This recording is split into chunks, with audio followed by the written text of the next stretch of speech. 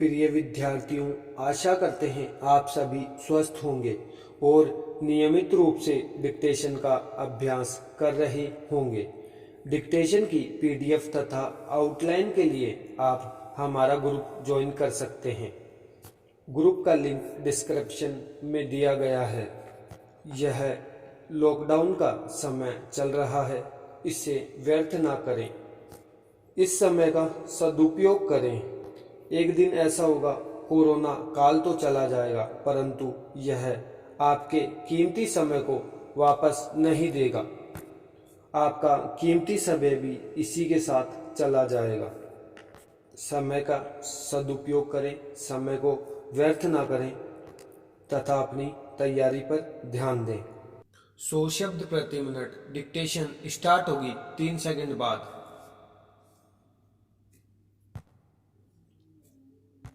Start. गरीबी भारत में चारों तरफ फैली हुई स्थिति है।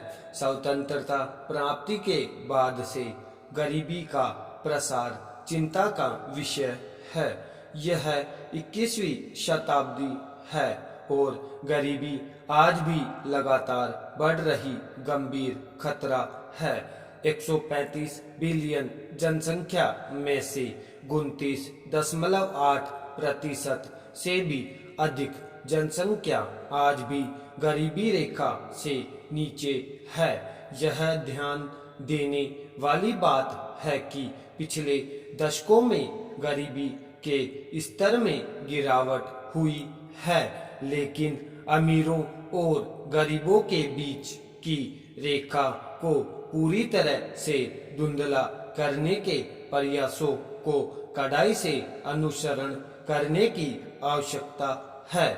एक राष्ट्र का स्वास्थ्य राष्ट्रीय आय और सकल घरेलू उत्पाद से अलग यहाँ के लोगों के जीवन स्तर से भी निर्धारित होता है।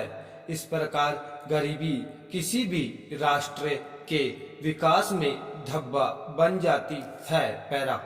गरीबी को ऐसी स्थिति के रूप में परिभाषित किया जा सकता है जहां एक व्यक्ति जीवन के लिए अति आवश्यक आधारभूत आवश्यकताओं को पूरा करने में असक्षम होता है। इन आधारभूत आवश्यकताओं में खाना, कपड़ा और आवास स्थान शामिल है। गरीबी वह स्थिति है जो लोगों के जीने के लिए आवश्यक सभ्य मानकों को वहन नहीं करती। गरीबी वह दुष्चक्र है जो आमतौर पर परिवार के सभी सदस्यों को शामिल करती है। अत्यधिक गरीबी के कारण अंततः व्यक्ति की मृत्यु हो जाती है। भारत में गरीबी को अर्थव्यवस्था के आयामों और लक्षणों को ध्यान में रखकर परिभाषित किया जा सकता है, जो अंतर्राष्ट्रीय सम्मेलनों द्वारा निर्धारित कर दिए गए हैं। पैरा। भारत गरीबी के स्तर पर उपभोग और आय दोनों के आधार पर निर्णय लेता है। उपभोग का मापन मुद्रा के उस भाग से किया जाता है जो लोगों द्वारा घर की आवश्यक चीजों को खरीदने पर व्यय किया जाता है, और आय की गणना विशेष व्यक्तियों द्वारा कमाई जाने वाली आय के अनुसार होती है। एक अन्य अवधारणा है जिसका यहाँ उल्लेख करना आवश्यक है, वह है गरीबी रेखा की अवधारणा। ये गरीबी रेखा भारत के साथ ही अन्य राष्ट्रों में गरीबी मापने के मानक के रूप में कार्य करती है।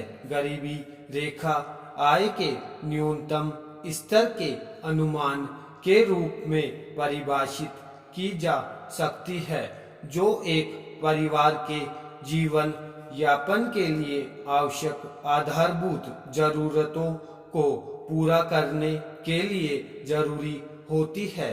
2014 के अनुसार भारत में गरीबी रेखा को ग्रामीण क्षेत्रों में 32 रुपए प्रतिदिन और कस्बों और शहरों में 47 रुपए प्रतिदिन निर्धारित किया गया। अंतर्राष्ट्रीय अर्थशास्त्री रेंगर नकर्शे के अनुसार एक देश इसलिए गरीब है क्योंकि वह गरीब है। पैरा।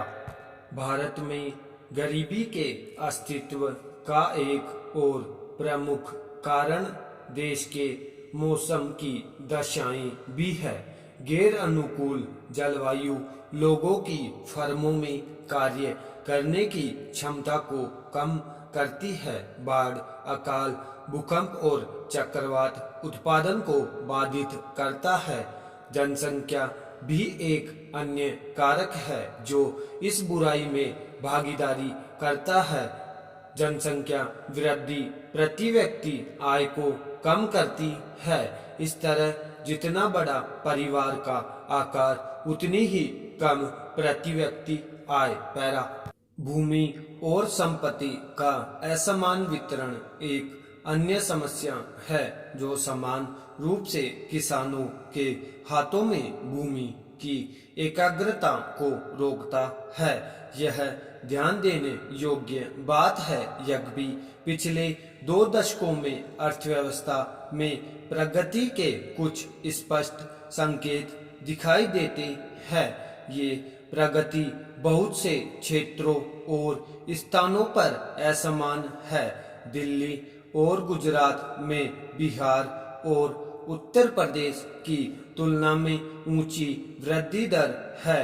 लगभग आधी जनसंख्या के पास रहने के लिए उपयुक्त आवास, उचित सभ्य स्वच्छता व्यवस्था, गांवों में नजदीकी पानी का स्रोत और गांवों में माध्यमिक स्कूल और उचित सड़कों आदि की कमी है। यहाँ तक कि समाज के कुछ वर्ग जैसे दलितों को सरकार द्वारा नियुक्त संबंधित अधिकारियों द्वारा गरीबों की सूची में भी शामिल नहीं किया जाता। ये वे समूह हैं जो समाज में उपयुक्त नहीं समझे जाते। पैरा। गरीबी पर चर्चा करते हुए भारत में गरीबी को कम करने के लिए सरकार के प्रयासों को अनदेखा नहीं किया जा सकता है।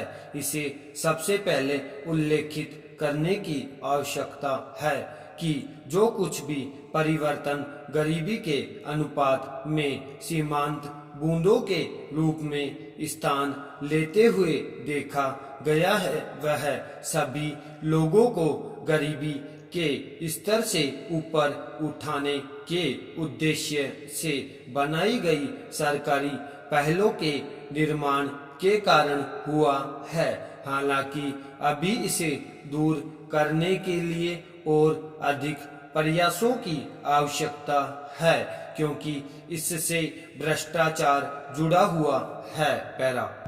सार्वजनिक वितरण प्रणाली के अंतर्गत गरीबों के लिए सरकार द्वारा दिए जाने वाले खाद्य और गैर खाद्य पदार्थ शामिल हैं। वितरित किए जाने वाले प्रमुख खाद्य पदार्थों में गेहूं, चावल, चीनी और केरोसिन वितरण प्रणाली के लिए पूरे देश के सभी राज्यों में निश्चित की गई दुकानों के माध्यम से बांटे जाते हैं।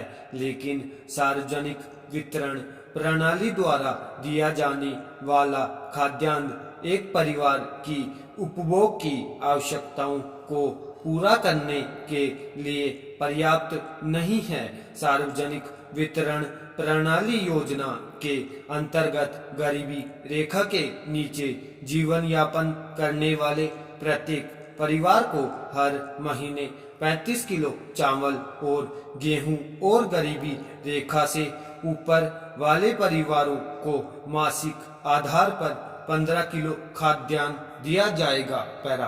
फिर यह कोई नई अवधारणा नहीं है कि धनवानों के पास गरीबों से बेहतर शैक्षणिक सुविधाएं हैं।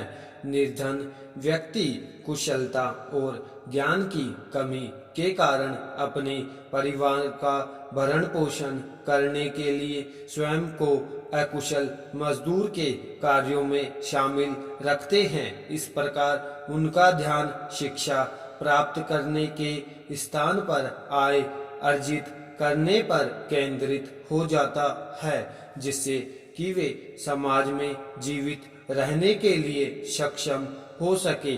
वे राज्य जो शिक्षा पर अधिक खर्च करते हैं उन राज्यों के मुकाबले में उच्च साक्षरता दर को रखते हैं जो शिक्षा पर कम खर्च करते हैं। इस मामले में केरल एक ऐसा ही राज्य है। इस राज्य ने प्रत्येक सदस्य पर $685 खर्च किए हैं, जो इसका शैक्षिक स्तर भी बताता है। पैरा निराशाजनक साक्षरता दर के मुख्य कारणों में से यह अपर्याप्त स्कूल की सुविधा है।